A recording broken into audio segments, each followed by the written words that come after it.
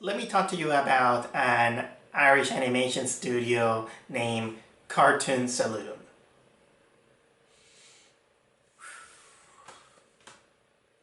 I'm not gonna lie, guys. Up to this point, I love almost everything that this studio had produced in terms of animation. I do remember that the first time I learned about that studio is when I saw this cartoon named Skunk Fu, in which, well, it is by today's standards kind of like a silly cartoon. You can't deny that it is really amazingly animated and is really good looking. And little that we know that this cartoon was actually going to be kind of like the first steps for the studios to to go mainstream. I think I remember that it was the first time that many people began to recognize that Cartoon Saloon is because of the movie The Secret of Kells. A really ambitious film and really good visuals and great animation. So much that I highly recommend you to watch it if you haven't seen it. And then more people begin to recognize this Cartoon Saloon to the point that over the course of their filmography, there was no I would keep watching a lot of their stuff, and every time I see them, it impresses me a lot. From short films like what was it, Old Fang, what was that, Moon Man, and even movies like what was it, Song of the Sea, Breadwinner, and today's subject, which I'll go with it later. And speaking of Song of the Sea, I got it on Blu-ray. But let me tell you a curious story about Song of the Sea.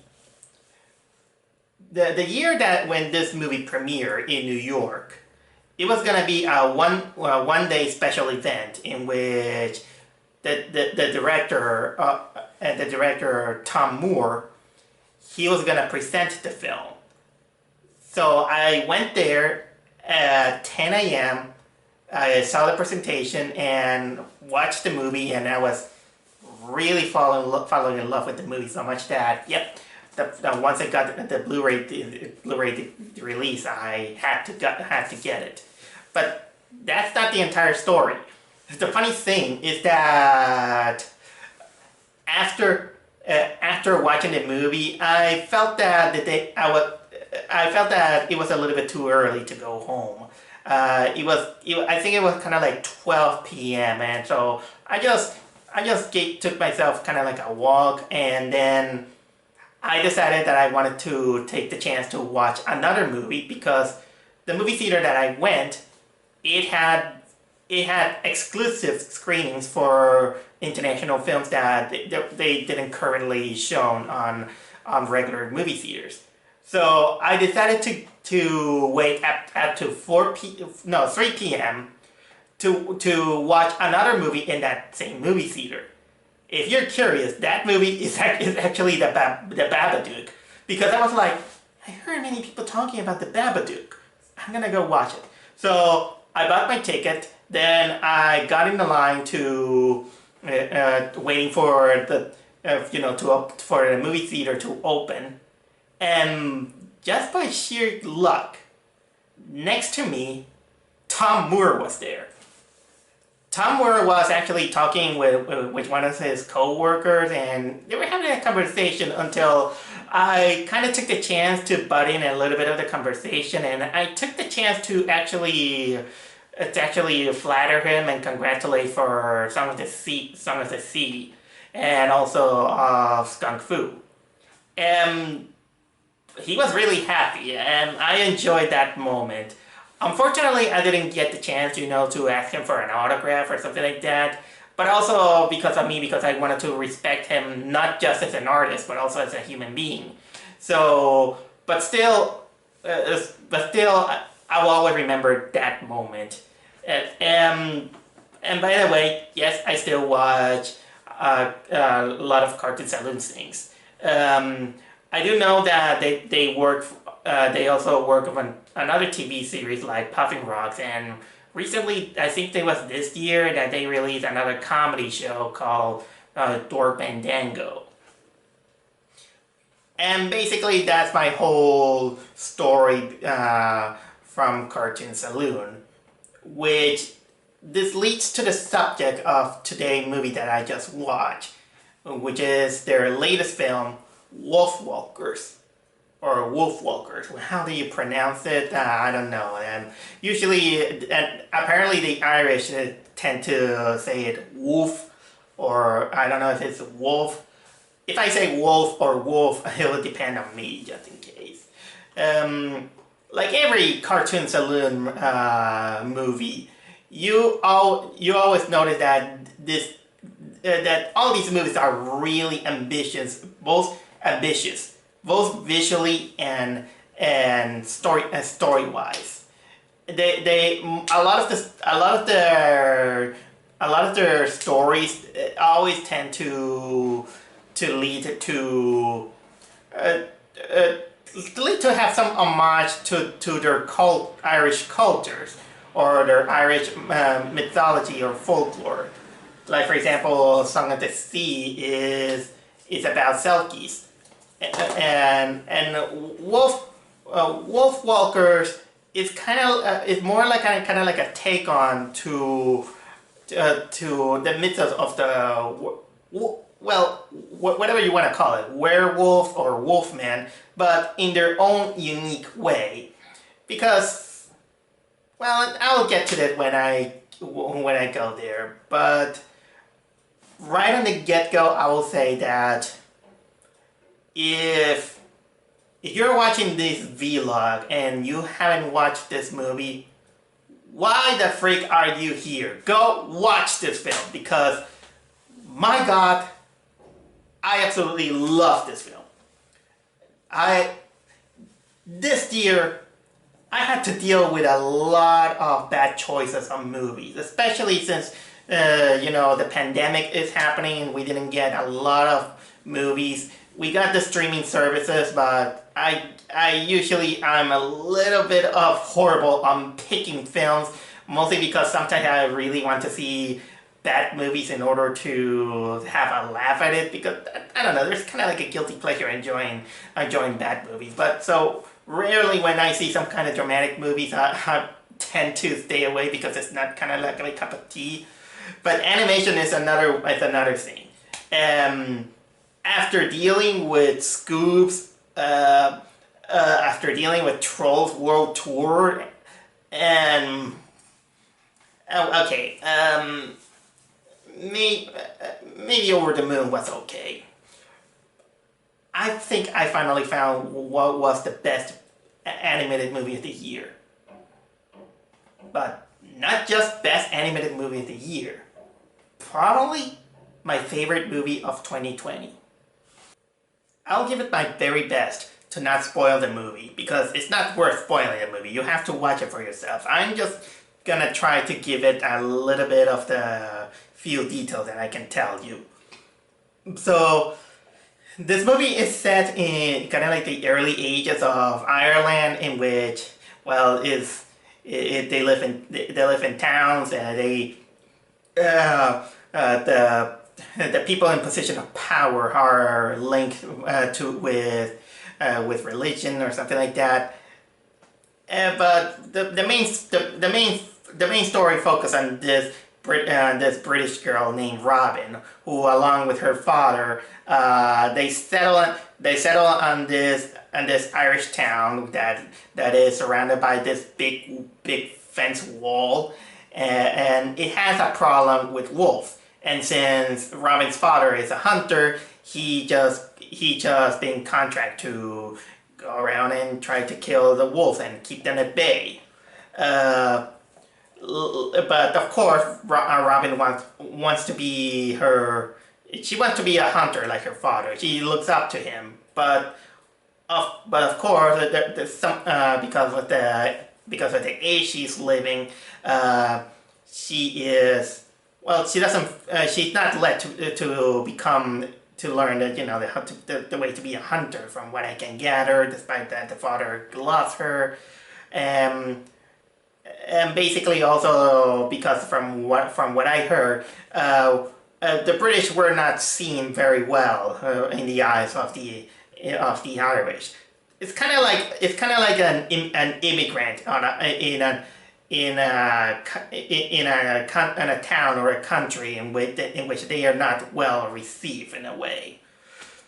But the thing is that later Robin meets this other girl named what was it, Meb, who she is actually a wolfwalker. A wolfwalker is basically kind of like another take to a werewolf or a wolfman, in which basically they are humans, but the biggest difference is that first of all they have more wild and free spirit way of life, and also they can turn into wolves, but not like the horror movie that you see or like fantasy movie, in which you just stay there and then you or magically turn into wolf. No, that actually I absolutely really intrigued on the different way that it turns into a wolf. In this case, it's kind of like in order to turn into a wolf, is that the wolfwalker just sleeps, and when it's asleep, apparently their aura turns into, or their consciousness, it manifests into a wolf. The body's still there, sleeping, but the conscious that becomes a wolf, and that is really interesting. And honestly, less painful, of course, considering the horror movies. Of course, that there is the catch that if the wolf is hurt, your body also gets hurt. But of course, if you put 2 + 2 is 4, that's pretty much obvious. There are, but basically, these two girls, Robin and Matt, they form really pretty much a beautiful friendship, and to the point that of course things escalate little by little. Like for example, we also shoehorn in a plot in which Mep is looking for her mother. There is the problem of the wolves surrounding the town, and because wolfwalkers also have the talent to tame wolves and befriend them, and also the leader of the town, or the governor of the town, who is known as Lord Protector. He has this deep hatred to wolves, so much that he just wants to hunt them, all of them. It's the best. I'll go with that character. I'll go with that character a little bit later. But let's say that he's kind of like the antagonist of the film. Honestly, I try my best to not spoil too much about the movie. So much that even in this vlog that is unscripted, it kind of feels hard to talk about it. But man, that the story flows really, really well in the pacing, and man, that is a marvel to watch. So this is kind of like the story. It is a good story, well, I'll say. It does fills in almost all the answer that you need, all the character development that you need. Everything is fine and dandy. Also, to let it all out, remember that I say that when I talk about animation is pointless, because it's obvious that every time when you see a movie that is a movie of this caliber, it's always gonna be good. I'll try to make a little bit of a deception because saying that the Cartoon Saloon has the tendency to create beautiful animation because they're always centered on traditional or digital animation with from very little to no CGI, and that is admirable, I'll say. And the way that how everything looks is gorgeous. It's almost like you are watching a painting or a storybook or a children's storybook that is coming to life. Or better yet, you know those stained walls from church? Kind of like that. It's really amazing. Sometimes you're gonna notice that they have the style of not giving a damn about perspective or how the character look on one perspective and another, but you might cry foul saying that no, they don't look, they look disproportionate or something like that, but they come out with the excuse of showing some how can I say, artistic cheat in order to emphasize what is showing. So that's kind of admirable. For example, I will say that there are a few shots in which one character you're gonna see them kind of like a front view, but the background is kind of like in a bird's eye perspective. Or sometimes sometimes it uses the visual atmosphere and the visual colors or the shadows in order to emphasize the mood or the imposedness of the character when they're doing an emotion. This makes the emotions and the situation of what is happening stronger. Again, it's admirable. What else I can say? Oh yeah, if you're a little bit observant, sometimes you might notice that I want to know if this is on purpose or not. But you're gonna see times during the animation in which you're gonna see that when the characters are moving or they're still, and you watch their designs, sometimes you will notice some of the pencil sketches or that surrounding the body or something like that. You know, like when they draw the lines for the character for the modeling of the body, you're gonna see all these rough sketches of the character designs. And I want to know if that is intentional or is by accident. But either way, it's so subtle that you just forgive it. Okay, what else I can talk about it? The voice acting. The voice acting is actually really good. The main girl protagonists, Robin and Maeve, they're all voiced by kids, and they do a really good job when they're expressing their emotions of happiness, sadness, sassiness. You believe that, and also big merit also to the father, who is voiced by Sean Bean. He really does a great job in a range of emotions. And there's the soundtrack. I want to tell you that it is very Irish, and in a good way. There are songs, of course, but they're not technically used as a musical. Don't expect kind of like the Disney stuff. It is used to emphasize a mood, kind of like a montage, which I'm not gonna reveal what it is, but it's really good. Yeah, check it out.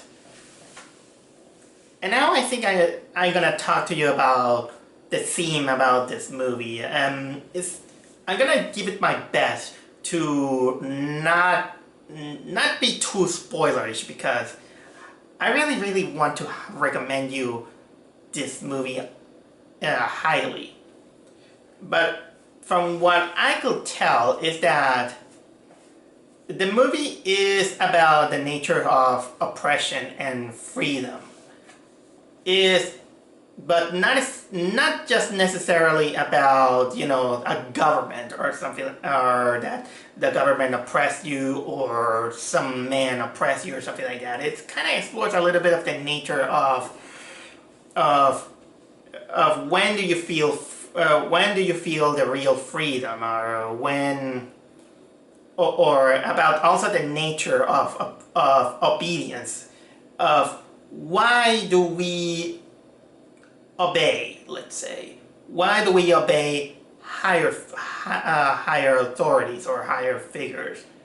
And at the same time, also, it's also the nature of people, where our real strengths are.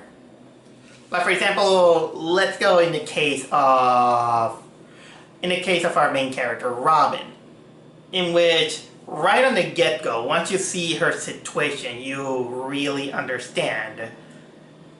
In which she is a British girl, and she's settled on an Irish town, in which, according from what I heard, sorry about the noise, because it's snowing outside, so you gotta deal with the cars cleaning.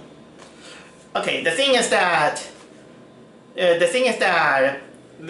like I already said, the British, when a British went to an Irish town on that part, they're not seen very fondly.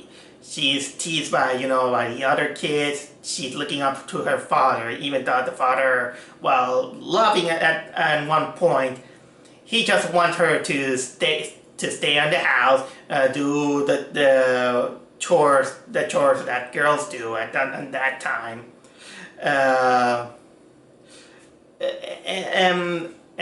Despite that, she also wants to be a hunter like her father. So basically, she comes off like being a brat that disobeys every single thing that her father says. You could easily kind of hate a disobedient child, but I like that the movie kind of accepts it and finds a reason of her quote-unquote rebellion, considering that she is a girl that she's not comfortable, with the way of life that she's been imposed, and not only because of her role as a daughter or a British woman, but also her role as, well, for the lack of better words, as a woman, in which she is technically being forced to go to learn, how to kind of become like a scholarly maid, in which she has to do the cleaning, the cooking, and all these things. I'll leave it at that because I don't want to spoil too much. In which, let's say that this goes into a whole contrast with Mabe, who she's really free-spirited. She feels free, but also she has her agenda that she wants to find her mother. Again, I'm not gonna reveal about the mother because it's gonna spoil a lot. But also there are layers on the father, in which the father is basically this big figure that you find him kind of like a strong figure, but ultimately he is also one of the most vulnerable characters in the movie.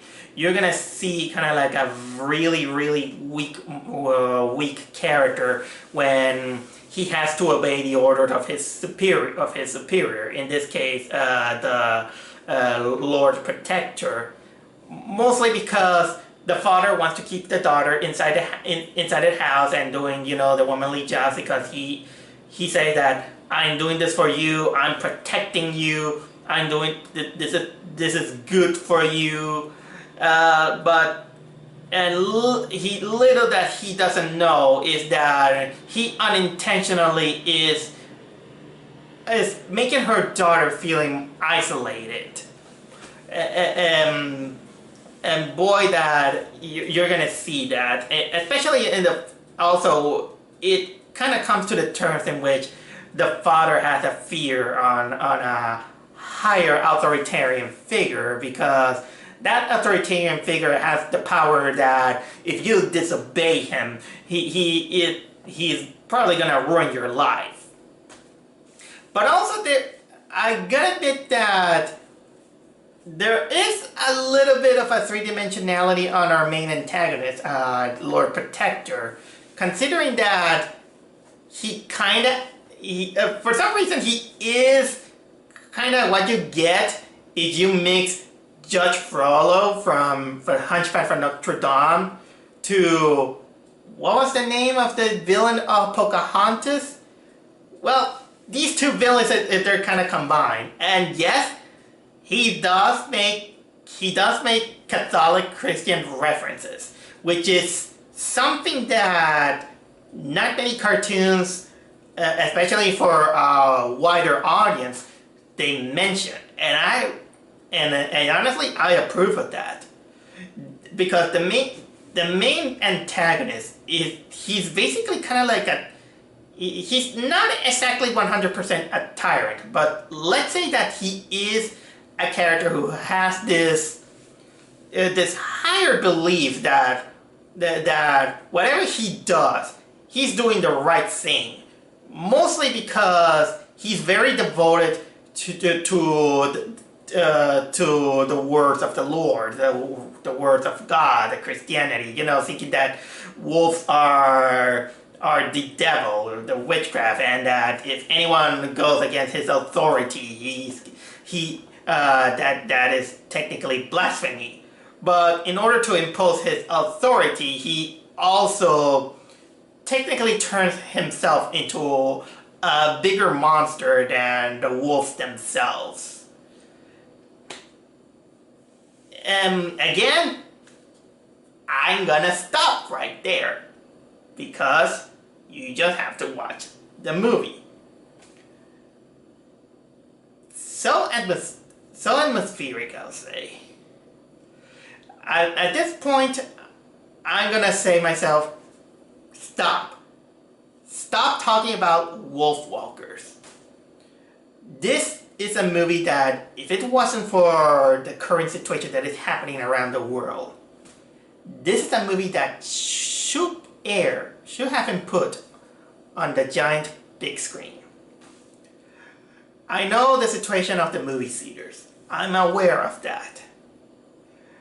I still want to, until all of this happens, I still want to encourage that for the revival of the movie theaters. Let's say that it's something that is inevitable, yeah, that it might die, but I hope that people think that there is a charm on going to movie theaters, and it's very different from streaming. I mean, streaming makes things easier, I know that, but I don't know, I find it charming to watch it on a big screen, and I don't mind paying like at least $14 so you can give me some kind of like a rental of a good seat and along with, with an audience that is gonna share their reactions, and also with a good audio. But in the meantime, this movie is on Apple Plus, and no doubt that if I get the chance to find it on a Blu-ray, I will definitely get it to support Cartoon Saloon. I mean, I got something to see, and I love this movie. But you know what? I get the feeling that this movie is gonna be snubbed on the, well, Oscars. I don't know how the Oscars is gonna be this next year, considering the lack of movies and the catastrophe that is happening. Oh my god, why am I putting some negativity on a great movie that I just saw? So, anyway, just be true to yourself. Just watch WolfWalkers. I highly recommend you a lot. Cartoon Saloon, you did it again.